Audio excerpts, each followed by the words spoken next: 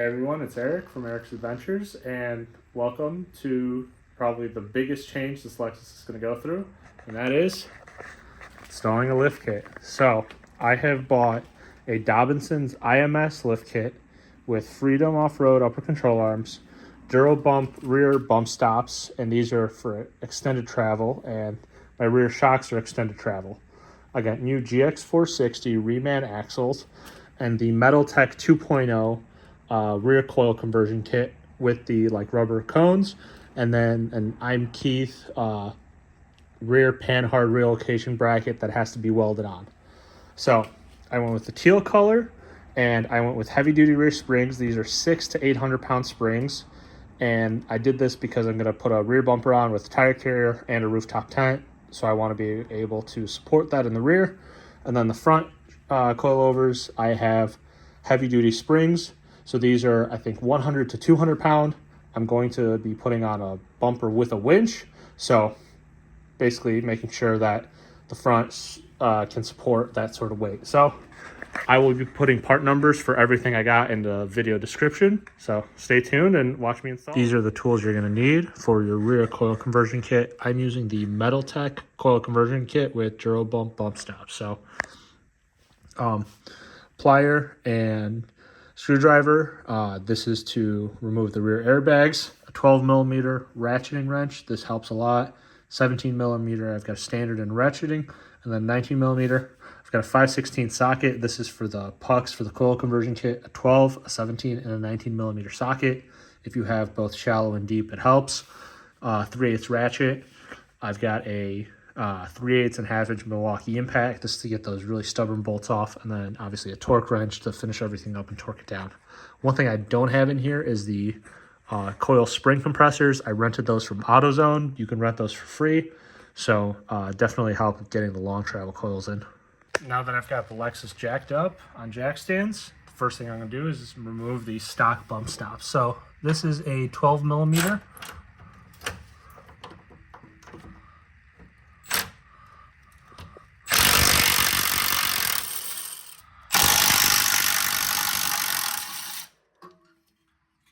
And the old bump stop is off. And this has 2 weld nuts on top, and those will get reused with the new bump stops. After I have the bump stops taken off, I'm going to remove the shocks. So top bolt here, and then there's the bottom one, and they are both 17 millimeters. So I'm going to put my 17 millimeter box wrench. I'm going to end up using a secondary wrench to grab it, and then what I'm going to do is grab the shock body with some pliers to keep it from spinning, and then break this bolt loose. I finally got it off, but I ended up completely shearing off this nut and the stud that's on top of the shock, but that's not really a problem because the shock will just come down. Might need a little bit of persuasion with a crowbar, but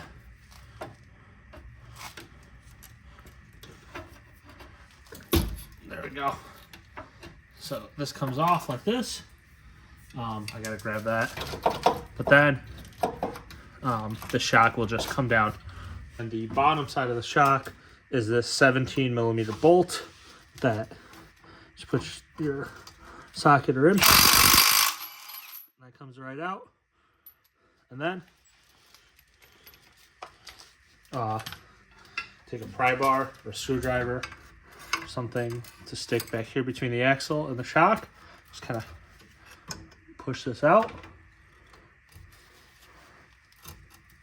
And then if it doesn't come out,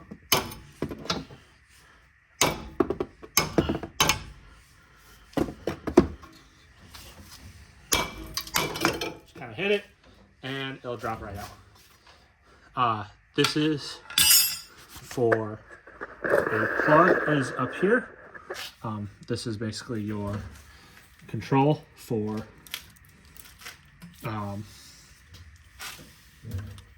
your firmness of your suspension.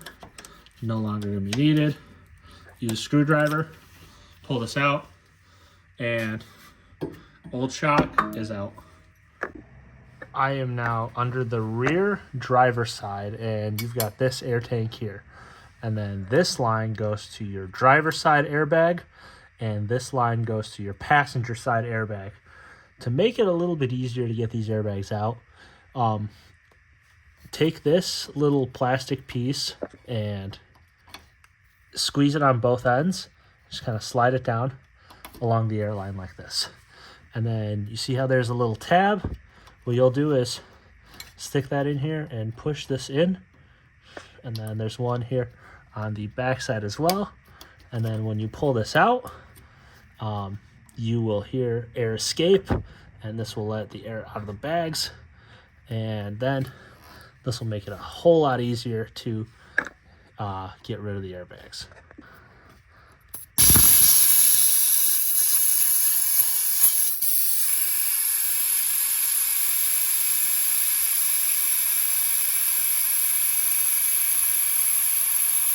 So you hear the air escaping, and I just gotta make sure. Got the tab on the other side out. But yeah, pull this out, and here's your airline. So that was the passenger side, and then now this one here is the driver's side, so do the same thing. Now that both of them are disconnected, what you can do is follow this airline, and see how it's got clips here? Unclip this all along, and then you get to the airbag, and there's a clip that sits on top. I'll show you guys how to take that off, and then the whole airbag will come out. Now, between the frame and the body, if you look inside, you're going to see a little tab, and then just kind of slide it out with a screwdriver, and then the airbag will come out. Screwdriver doesn't work, grab some pliers, grab it, and pull back, and it's a clip like this. And then after that, you should be able to pull your airbag down and out. And because I already disconnected the airline, the whole airline should come with it. So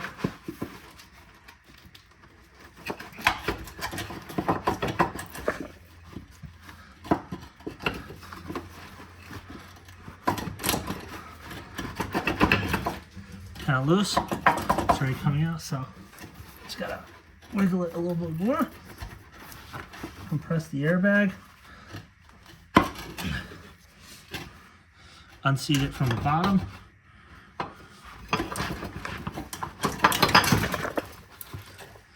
and there we go, the airbag is out. And now here's your airline, just kind of pull it through.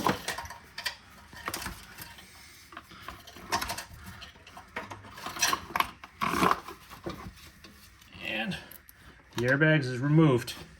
The reason I disconnected the airline from the reservoir was you've got an air fitting here, and when this is tucked up, it is a big pain to try to get it out.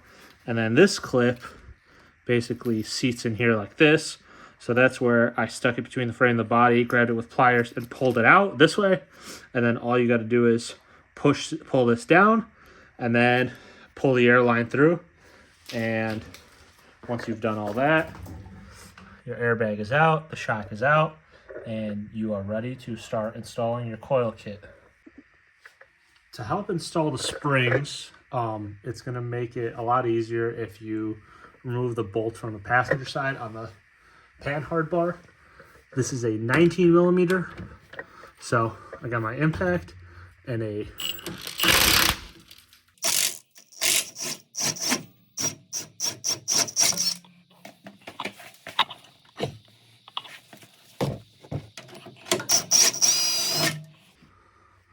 so that drops down, and this will help you lower your axle even more. Last thing I'm going to do before installing the coils in the rear is remove the sway bar end link.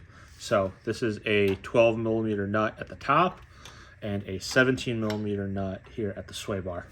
So you can see the sway bar is at an angle when the axle is down. You don't want that. I have extended links, so this will allow the sway bar to be straight when the axle is down with the taller springs and long travel rear suspension. So that'll just help improve ride and keep this from hitting other stuff. With the airbags out, the sway bar is disconnected, and the Panhard bar removed, you could start by drooping the axle all the way down and then installing the new spring. So I have these Metal Tech coil conversion kits. So this uses a 19 millimeter nut. This is a nylock nut to keep from spinning off, a washer, and then this bolt that uses a 5/16 inch Allen key. And then a trick with this is take your 19 millimeter wrench and then take your nut and put it like this, and then you'll put your washer on top, because what you'll do next is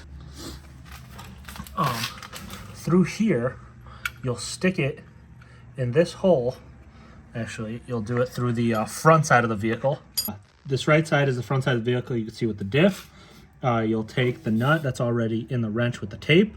You'll put the washer on top, and then you'll slide this through this hole right here and stick it through here. And then it comes out through here. So then use your finger to center the washer and get it to the correct spot. Maybe. And then what you'll do is take this Metal Tech puck, this will go on top, and then you'll take your bolt and slide it through. And because this is kind of at an angle, make sure to just start threading it in by hand, and you'll feel it thread in. And then once that is in, you'll then take your 5/16 Allen and tighten it down with the wrench in here. The tape is basically going to help you keep the nut in place, and then once you're done, you can pull the wrench out. Now that I've got the little puck in and tightened down, you'll take their polyurethane piece. This basically helps stop the spring from spinning, and you'll just drop it in like that.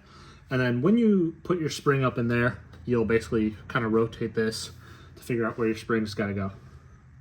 I've got the driver's side spring in already. What I'm going to do to make it easier is take the jack under the driver's side and jack up the diff.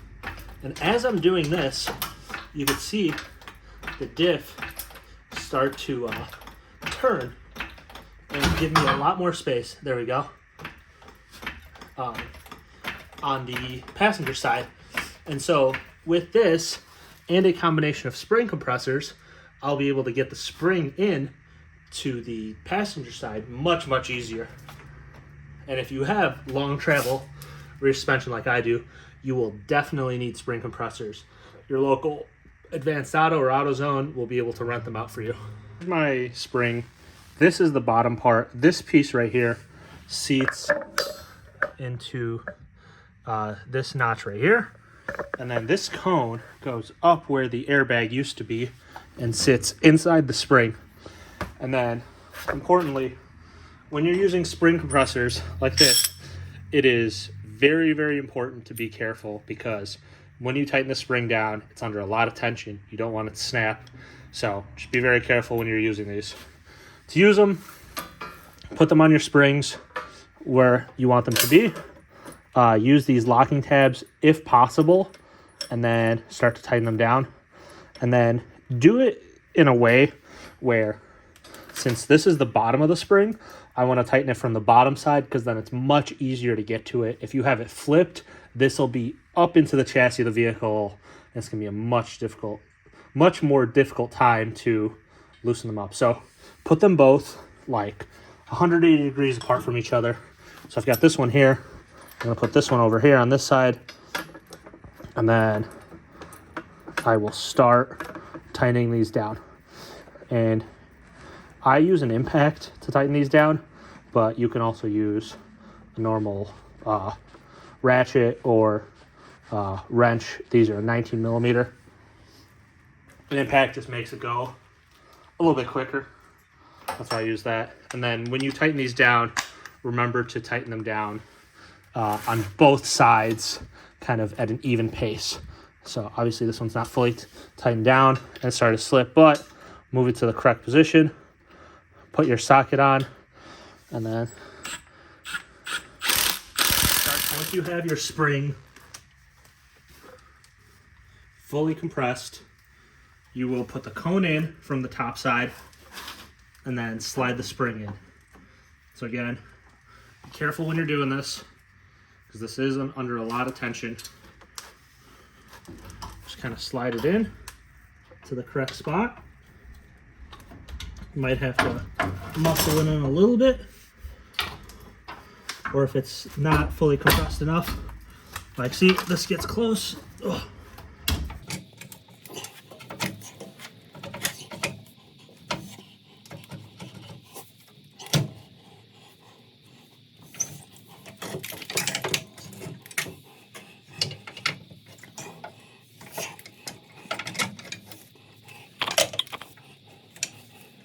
And then this bottom piece, rotate it until the spring fits.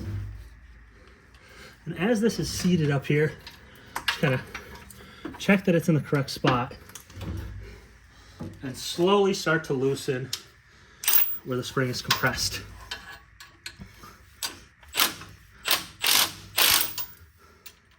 And just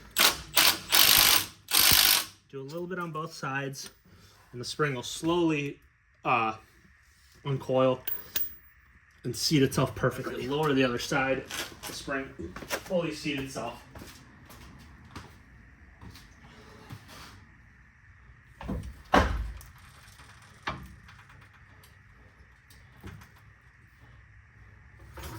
There we go.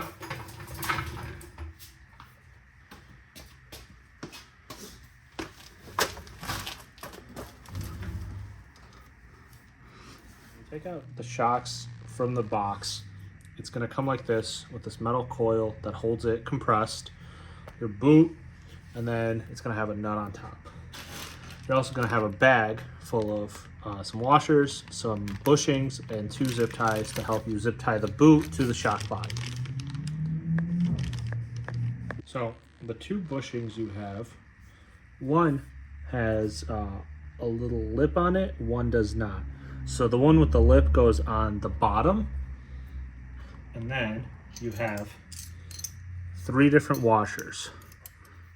You can see. So there's one, they're all the same diameter, but the inner diameter, this one's bigger than this one, and then you have the biggest one. The one with the bigger diameter is going to slide on first, like this. Obviously, I haven't taken this off, but once I do, you'll see how it goes. Then you will put the bushing with the little lip on it on top. Then you'll put this washer on like this, and it seats in the lip. Then this goes up into the car. Then you put this on top like this, and then finally this washer on top, and then your nut. Now that I have the zip ties and the boot put on, and then I've got the first bushing on, what I've found is this side, put it in the bottom first, but put it on the floor. I'm using a piece of cardboard, and then I'm going to compress the shock and then slide it into this right here.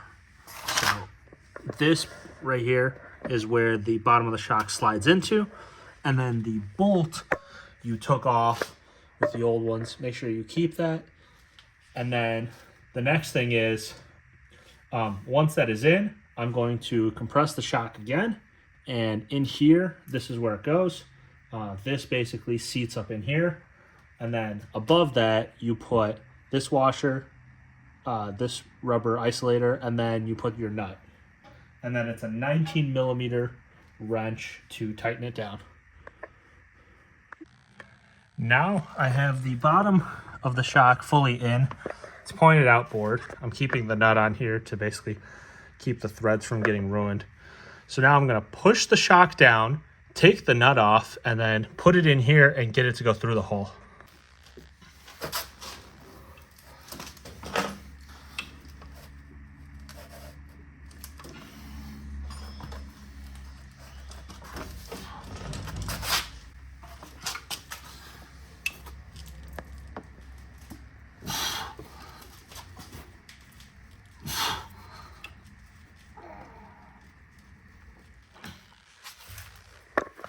Now that I have the top of the shock body installed, I'm going to use a 19mm wrench and just get in here, and it's a little tight, but get in here and just tighten it up.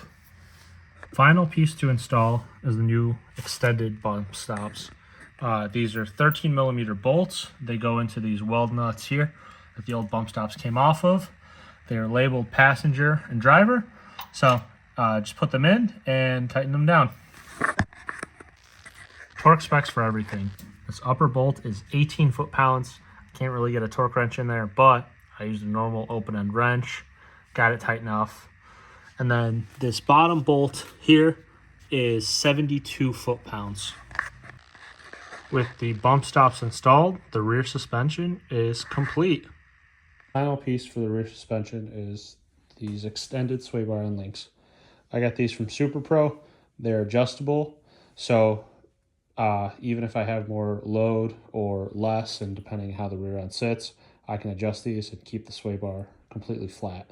Here is the Super Pro rear end link installed. These are the lock nuts. I've adjusted it so the sway bar is pretty flat, as you can see. And then between the passenger and driver side, just take the measurement and make sure that these are both the same length, and then tighten this up here and this here. And this is going to be a good replacement when you do a lift kit for your standard sway bar end links, because those are too short and then your sway bar is at a bad angle. In order to not get any fault codes on your dash, you're going to have to pull 3 fuses. So once you remove the cover, pull this bracket out, and then there's 2 tabs in the front, and then your fuse box panel comes out. So you're going to see this, and you're going to pull out the air suspension. This is a 50 amp fuse, and then you're going to do this one. That's air sus number 2, which is a 10 amp fuse. So line this up how it is. You'll see there's a spare.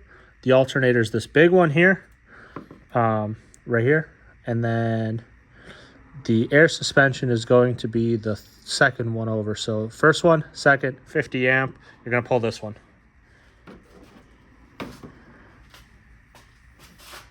Grab some needle nose pliers, squeeze, and pull up. So here's the first one, big 50 amp fuse. And then now the second one is going to be a 10 amp fuse. And then you're going to have, it's right here. So you have these 3. You've got a 25, a 30, and a 10. So this 10 is going to be your air suspension. So again, stick some needle nose pliers in here and pull it out. And then there's one more under the dash on the driver's side to pull. The last fuse you're going to pull out is right under here. Pop this panel off. Look at this. And then it is going to be this 20 amp one that says TEMS. So when you look in here, you're going to see all the fuses. So next to it is a 15 and a 20. So top row. So it's 15, 20, and then this is the one you're going to pull. Got some needle nose pliers.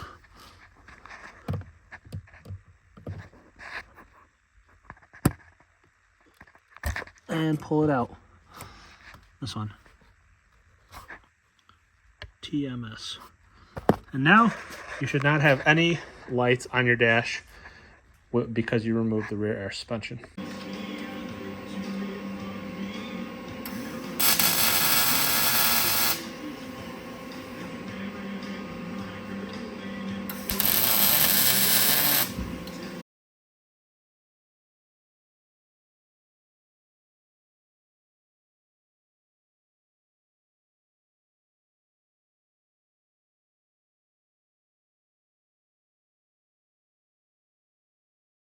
I've got my Panhard relocation bracket welded in right here, and with this it allows me to have my Panhard bar completely horizontal and so parallel to the ground, and that'll basically give me a better ride and when I hit bumps, the axle's not going to shift around as much. Rear lift looks like it's pretty tall. You can see there's a lot of space, and I've got my Super Pro, my Dobinsons, and obviously the new springs. Stay tuned for part 2 where I install the front suspension on the GX. Like and subscribe to the video to see more.